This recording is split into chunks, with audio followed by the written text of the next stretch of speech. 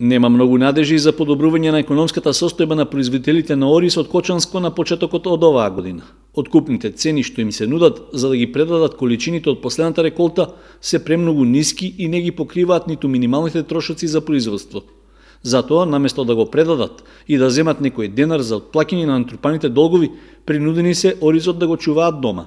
Дополнителен проблем, велат оризопроизводителите, е што и откупот воопшто не функционира, па сите се во состојба на неизвестно исчекување.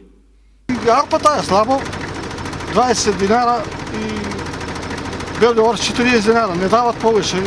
А и со откупот е слабо, откуп нема. Да гледам 60 динара да биде најниска цена.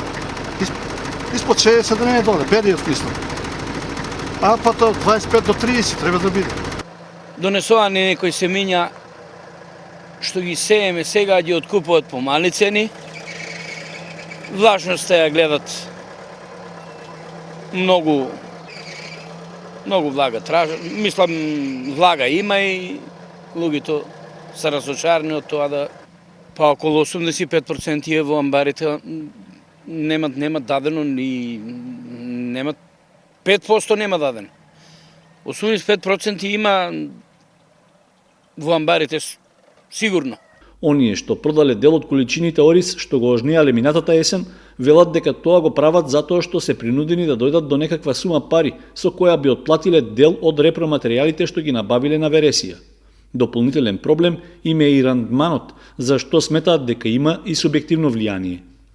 Луштарите го толку белаат оризот, ние викаме продаваме, тражиме интегрален ориз, односно здрава храна.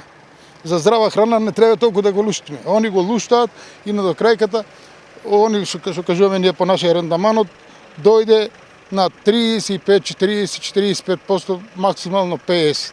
И тогаш, кога ќе ставиш тај рендаман на 40 денари откуп со белиот и што реков претходно, скапи препаратите, нафти, ѓубрива и за прскови препаратите, земјоделецот е толку што не може некој пат треба да го продаде земјата за да опстане да живее.